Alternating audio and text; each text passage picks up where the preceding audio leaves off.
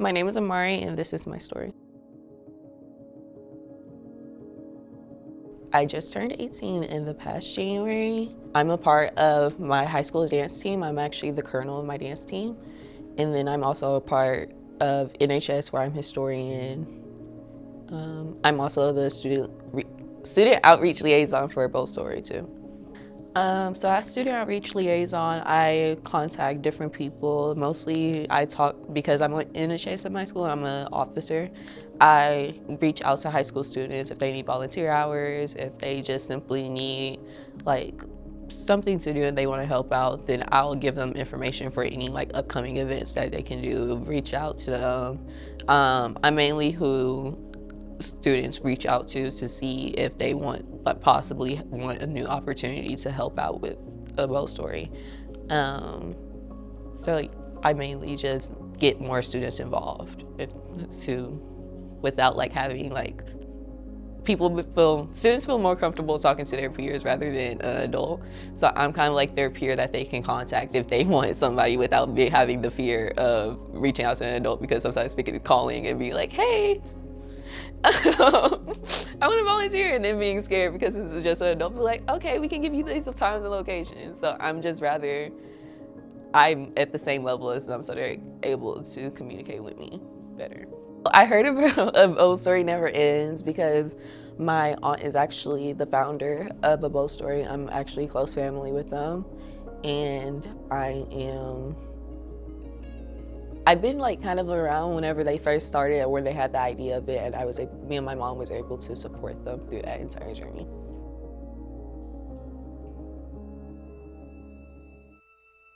Like first hearing the news, of course, like the day when my aunt found out, we were just pretty much of course the entire like family were heartbroken because we were very close with him, and we all didn't really understand what was happening because it was so new and fresh.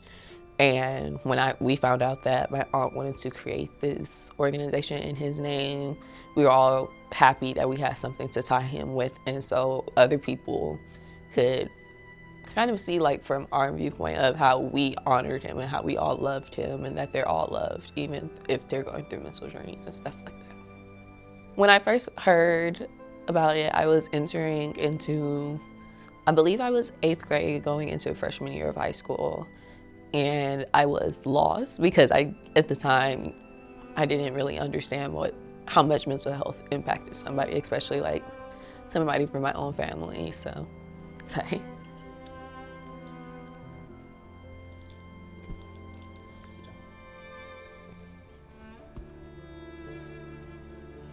I have been battling my own mental health, and I didn't know that somebody that I looked up to, like my cousin, I didn't know he was going through those type of things. So I just felt lost at that time. I've been somebody that has been going through a lot of anxiety in life, like just social anxiety, regular anxiety. I'm a perfectionist, so it's like whenever something isn't like how I want it to look, I like struggle with coping with it not being that type of perfect. I'm someone who tends to hold things in. So sometimes whenever I hold stuff in, it just kind of like explodes, and it's like, it's not necessarily the best coping mechanism. I'm sorry.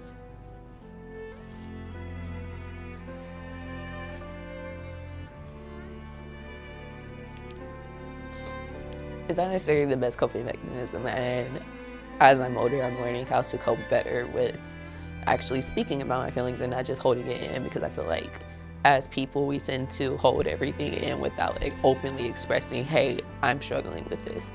So now that I'm older, I'm able to communicate more about, even if it feels uncomfortable.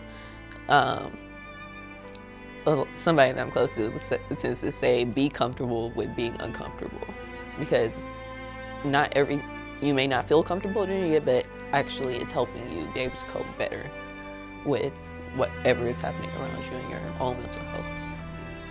What did you learn those skills from? Coping skills? I learned a lot of it from my mom. I'm also close with my high school counselor, so those really Those two people are really the biggest impact. And then also my coach for my dance team. She tends to see when I'm like struggling, so I'm able to openly communicate to those people.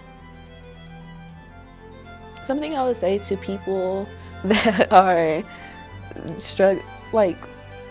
are in the same like vantage point that I'm in is it's okay to step outside your box, and it's okay to communicate how you feel. So it's not really like, oh, I'm alone, because you're not. You have like a whole lot of people that love you that will help you go through this journey. And just being able to openly communicate without, even though it feels hard sometimes, it's okay to have somebody on your side knowing what's going on, even if it's only one person, because we all don't feel comfortable talking to almost everybody. You can have only one person that you can speak to without having to communicate with everybody. This scholarship is like mainly helping me. I have big goals and aspirations I have for myself. So this scholarship, I'm actually attending Texas A&M in the fall, and I'm going to be majoring in psychology before switching over to pre-nursing, because at A&M you can't go straight into nursing your freshman and sophomore year, so you have to have something in those 2 years before you can switch over to junior and senior year.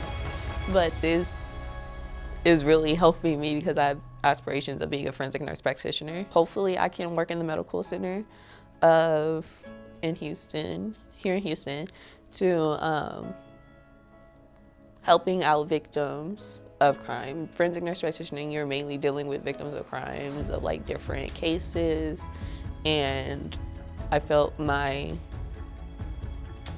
have a passion for helping people out without them, so I feel more closely to forensic nurse practitioning than I did any other type of nursing, because I feel like that's where I can really make my impact, of where I want to help those struggling, even though, because like all these big things have happened to them, and it's like I want to be like the person that helps them out so they can feel like they're not completely alone when something happens to them.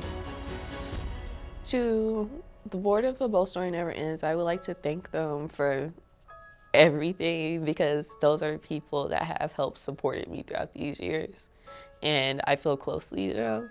So I would just like to thank them for like giving me the opportunity and helping me out to finally go out, since I'm in high school, finally going out and making a difference in this world. And I feel like they're helping me in doing that and helping me flourish to do these different things.